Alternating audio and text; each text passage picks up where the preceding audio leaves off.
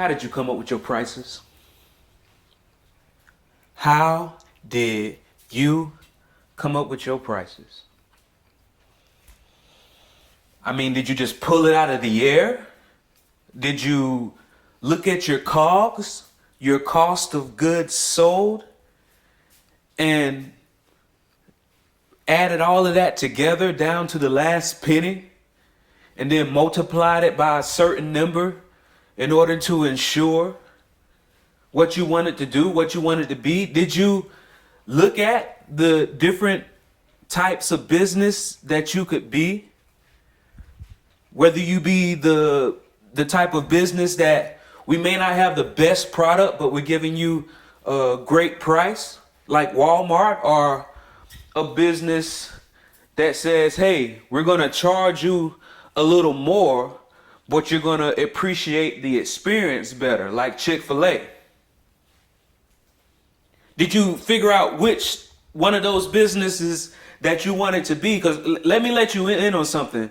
Regardless of whether you choose the business that charges more for the experience, or the experience, or the business that charges less, but it's a decent product, but you're paying less. Regardless of which one you choose, you can still be a successful business, but you got to choose. You can't ride the fence. Right? What is your business? Let's say your business is a business to where you are maybe making desserts. What are the costs of the raw materials? What are the costs of the butter, the flour, the other ingredients, the egg? What are those costs? What if your costs are editing? What you do is you edit video? What are your costs? Okay, you're the one who's doing the editing now, right? But what if you weren't the one doing the editing? What if something happens to where you can't edit it, but you still have to deliver for your client? How would that work? What would be your fail safe? And how are you planning to scale in the future? Because if you're looking to have a successful business and actually be a CEO or something, a chief executive officer, or actually be an owner working on your business instead of in your business, eventually you're going to have to hire somebody to do that anyway. So why not get the numbers right today? One of the things that somebody can do if they're, the type of business to where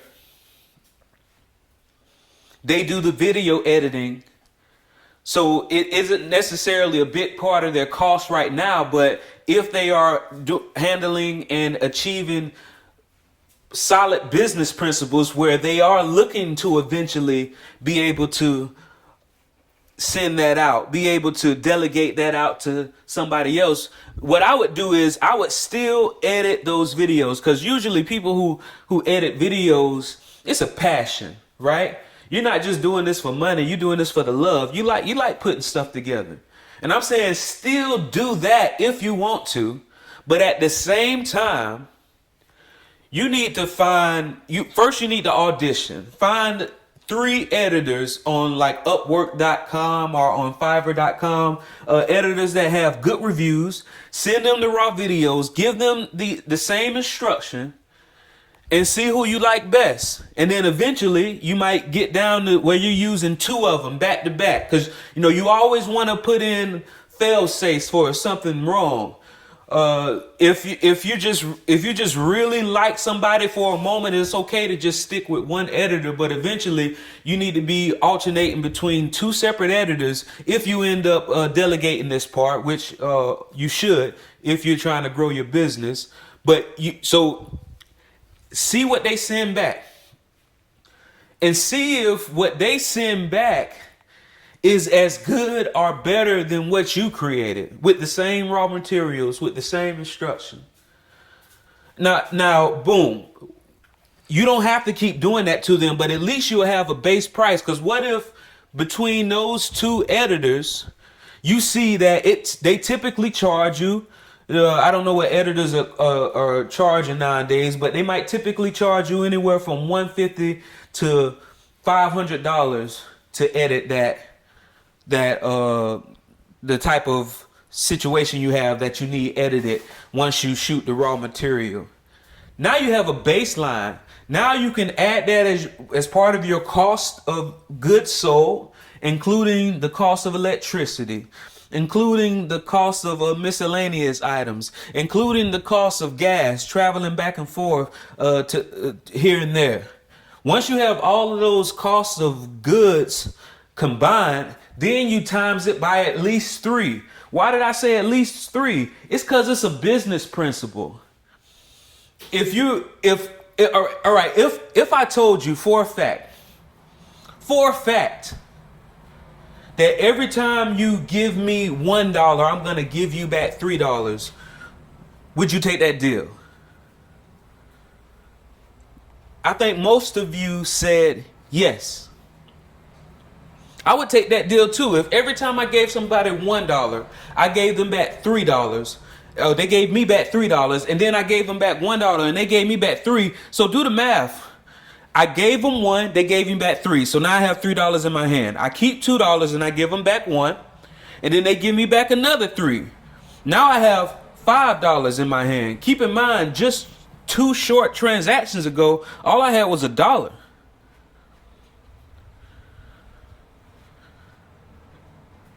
That's 400 to 500% gain in just 2 transactions, because it's just a solid business principle. So if you add up everything and your cost of creating that type of show is $500, you can times it by 3, right? And then that means that you should be charging at the very least $1,500. That's a solid business principle that if you are also honoring and executing other important business principles, you'll always have money for the cost of goods, for raw materials, and you'll always have money left over for your cost of living.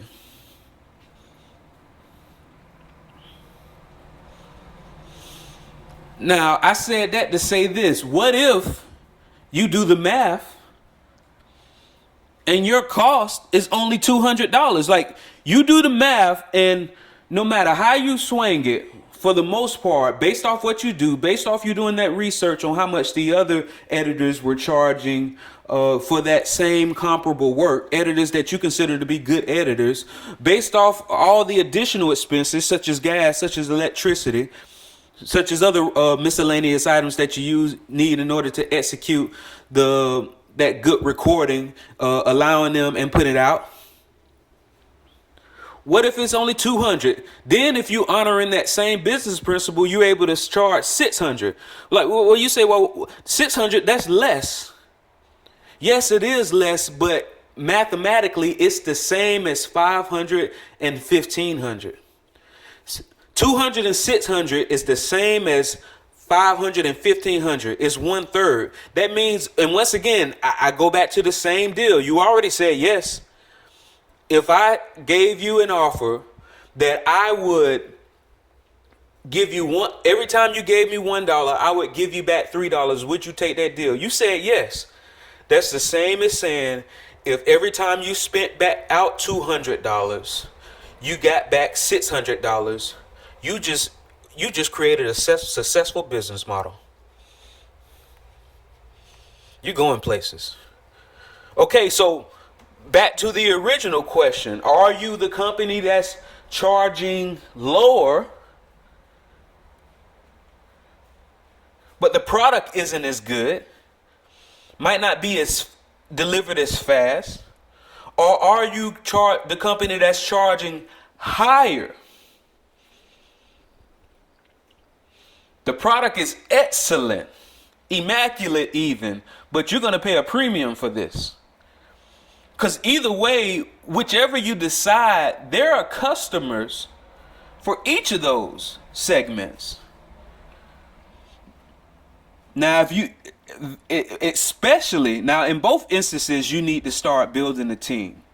But especially if you choose the 200 for 600 return, especially if you choose, if you're in that range,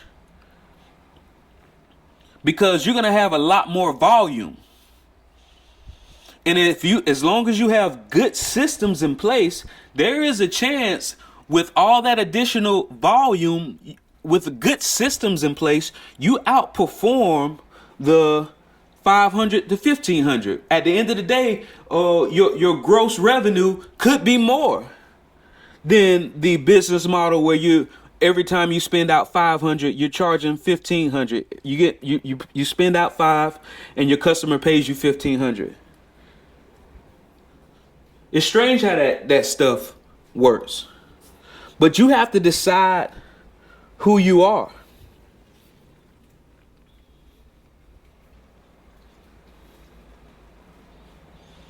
My name is Randolph Love III.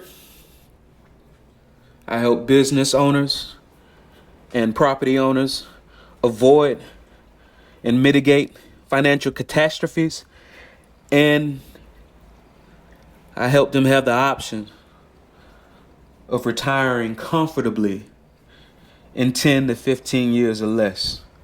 You've been listening to the Entreprenudist podcast.